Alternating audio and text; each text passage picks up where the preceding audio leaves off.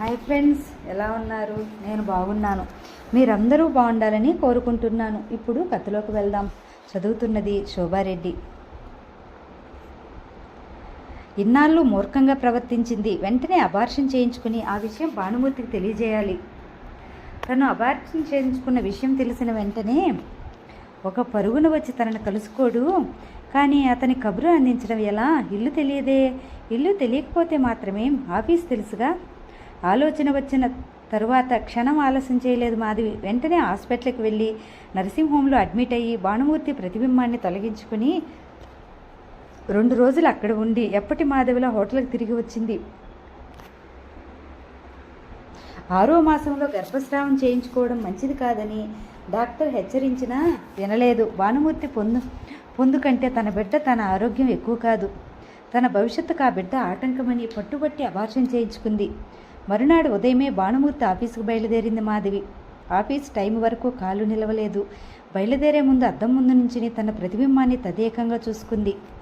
తను ఇదివరకటి మాధవిలాగే ఉందా, లేక ఏమైనా మార్పు కనిపిస్తుందా? అబార్షన్ చేయించుకోవడం వల్ల కొద్దిగా చిక్కి రక్తహీనతతో పాలిపోయి మరింత నాజూకుగా, మరింత ఆకర్షణీయంగా కనిపిస్తోంది.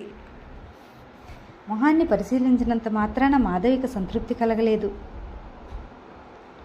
భానుమూర్తి వర్ణించిన తన శరీరంలోని ప్రతి భాగాన్ని పరీక్షించి చూసుకుంది ఎంతసేపు.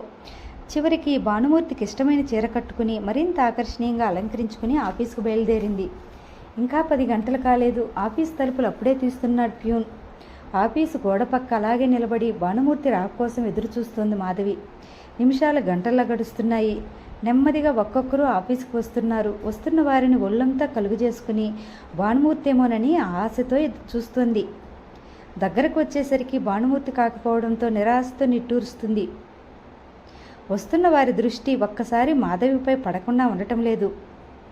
వారిలో చాలామంది మాధవి కథ తెలుసు. కొంతమంది కళ్ళల్లో సానుభూతి, మరికొంతమంది దృష్టిలో అవహేళన. మాధవికి వాళ్ళ చూపులు ఒళ్ళంతా మంట పెట్టినట్లుగా ఉంటుంది. ముళ్ళ మీద నిల్చున్నట్లుగా ఉంది. ఏమైపోయాడు భానుమూర్తి? ఎంతకు రాడే? ఏమైనా సెలవులో ఉన్నాడా? ఒక్కసారి కనుక్కుంటే సరి.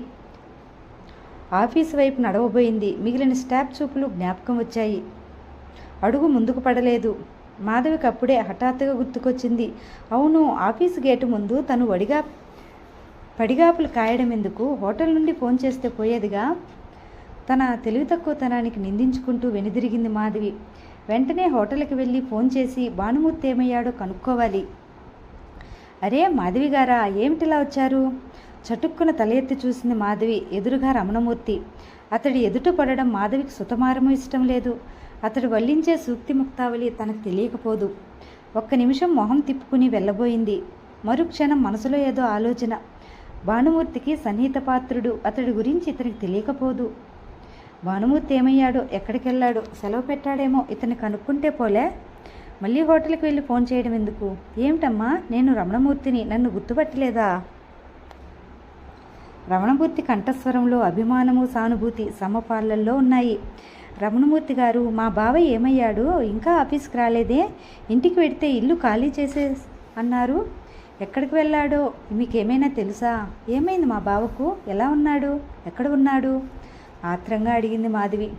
కళ్ళల్లో సుళ్ళు తిరుగుతున్న కన్నీరు కళ్ళల్లోనే అదిమి పెట్టడం రమణమూర్తి దృష్టిని దాటిపోలేదు. రమణమూర్తికి మాధవిని చూస్తుంటే గుండె కలిచివేసినట్లయింది. ఈ అమాయకురాలి కన్నీటికి కారకులైన వారిలో తను ఒక్కడు. ఇంకా ఈవిడిని సందేహంలో ఉంచడం ఎందుకు? ఎప్పటికైనా నిజం తెలియవలసిందేగా. అదేదో తన మంచి మాటలతో ఇప్పుడే చెప్పేస్తే నిజం ఎంత తొందరగా తెలిస్తే అంత తొందరగా ఆమె తన భవిష్యత్తును నిర్ణయించుకుంటుంది. మాధవి అసహనంగా చూస్తోంది రమణమూర్తి వైపు. ఏమిటి జవాబు చెప్పడేం?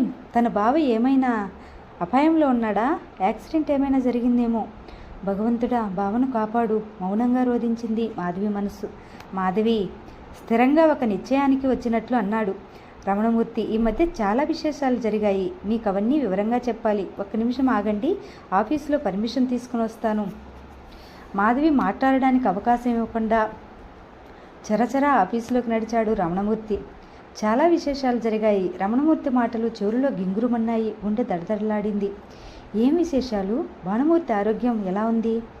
పదండి మాధవి గారు, బయటకొచ్చిన రమణమూర్తి అటుగా వచ్చిన రిక్షాను ఆపి, ఈ రిక్షా ఎక్కండి, ఇంటికి వెళ్ళిన తర్వాత మాట్లాడుకుందామంటూ రిక్షా అతనికి ఇంటి అడ్రస్ చెప్పి తను సైకిల్ ఎక్కాడు రమణమూర్తి.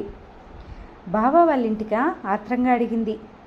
మాధవి ప్రశ్న రమణమూర్తి సరిగా వినిపించుకోలేదు, కానీ మాధవికి మాత్రం అతను అవునని తల ఊపినట్టు తోచింది.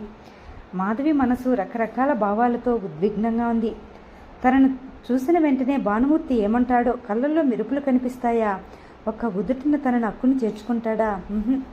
అక్కడ అత్తా నీరజ ఎదురుగా ఉంటారుగా, అయినా అతని కళ్ళల్లో అనురాగ స్రవంతి ప్రవహించకుండా చేసే అధికారం వాళ్ళకెక్కడిది?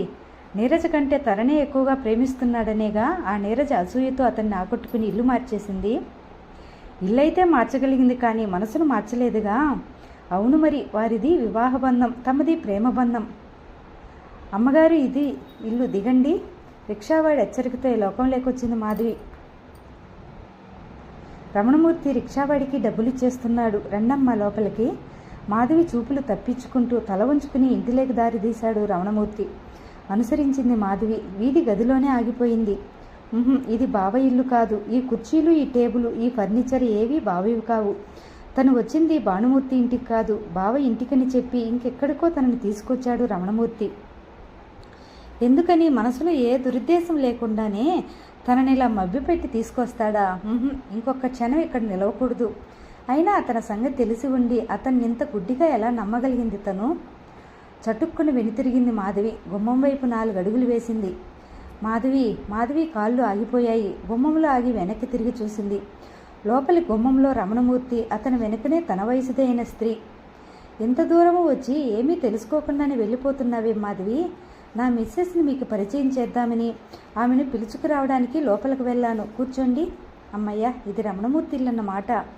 అయితే మాత్రం భానుమూర్తి ఇంటికని చెప్పి తన ఇంటికి తీసుకొస్తాడా? ఉక్రోషం వచ్చింది మాధవికి. జరిగిన విషయాలన్నీ చెప్పాలనే మా ఇంటికి తీసుకొచ్చాను మాధవి. ఇవన్నీ ఆఫీస్ బయట రోడ్డు మీద చెప్పవలసింది కాదు.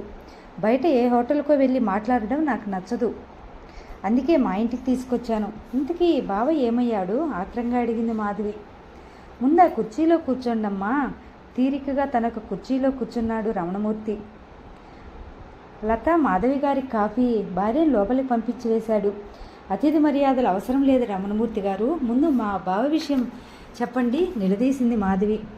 మీ కొంత తొందర మంచిది కాదమ్మా, కొంచెం ఓపిక పట్టండి, కొంచెం ధైర్యం తెచ్చుకుని వినాలి మీరు. మీ మేనత్తగారు పోయారనే టెలిగ్రామ్ అందుకుని భానుమూర్తితో పాటు నేను వెళ్ళాను హైదరాబాదు, నీరజ పినతండ్రి గారింటికి. మా అత్త పోయిందా? మాధవి కళ్ళల్లో నీళ్లు తిరిగాయి. లేదమ్మా, అలా అంటే తప్ప భానుమూర్తి కదలడని వాళ్ళ పినమామగారు వేసిన పథకం. సెలవు పెట్టి వెళ్ళిన భానుమూర్తిని తిరిగి అక్కడికి రాకుండా ఎక్కడికో ట్రాన్స్ఫర్ చేయించేశారు. ఆఖరికి మళ్ళీ ఈ ఊరు మొహం చూడనివ్వకుండా ఆయన కొడుకు వేణు వచ్చి ఇల్లు ఖాళీ చేసి లారీలో సామాను వేయించుకుని వెళ్ళిపోయారు. ఏ ఊరు?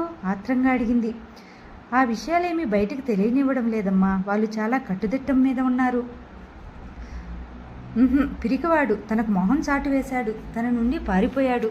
అంతకంటే ధైర్యంగా నిలబడి నీ మీద నాకు ప్రేమ లేదు, అభిమానం లేవు అని చెప్పి ఉంటే, నీకు నాకు సంబంధం లేదని ఒక్క మాట అని ఉంటే తను నిజంగా సంతోషించుండేది. ఆ అసమర్థుడిని, ఆ పిరికివాడిని నమ్మి తన సంసారాన్ని కాలదన్నుకుని బయటకు వచ్చింది.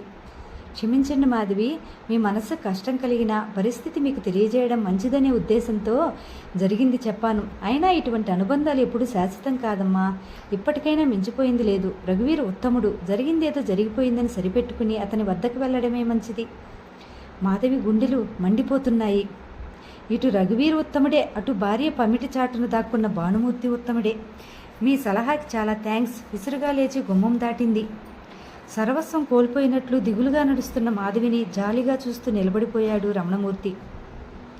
ఆమె జీవితంలో తన పాత్రని బేరీజు వేసుకుంటూ వేసిన ప్లాన్లన్నీ వేసి వారిద్దరినీ విడదీసి ఇప్పుడు ఆమెను చూసి విచారపడితే ప్రయోజనం ఏమిటి? కాఫీ కప్పులు ట్రేలో పెట్టుకుని వచ్చిన లత సంగతి గ్రహించి అంది. తప్పదు లత, ఈ సమస్య ఇంతకంటే పరిష్కారం లేదు. సరే, ఆ కాఫీ ఇలాగి మనమిద్దరం తీసుకుందాం, భార్య చేతిలోని కాఫీ తీసుకుంటూ అన్నాడు రమణమూర్తి. రోజులు గడుస్తున్నాయి, కానీ మాధవి విషయంలో కాలం స్తంభించినట్లే ఉంది. టైంకి హోటల్ కుర్రాడు కాఫీ టిఫిన్లు భోజనం తీసుకొస్తూ ఉంటే తిని అలాగే బందీలా ఆ గడి వేసిన తలుపుల మధ్య జీవోత్సవంలా కాలం గడుపుతోంది. గది నుండి బయటకు రావాల్సిన అవసరమూ లేదు. కానీ ఎంతకాలం అలా కాలం గడపగలదు తను? అందరూ ఉండి ఏ శనిదేవ తన తల మీద నాట్యం చేసి తనని స్థితికి తీసుకొచ్చింది. నిజమే, తనకి డబ్బుకి లోటు లేదు. కానీ పలకరించే దిక్కు లేక, అవసరానికి ఆదుకునేవారు లేక, మనసులోని భావాలను ఎవరితోనూ చెప్పుకోలేక ఎందుకు వచ్చిన బ్రతికిది?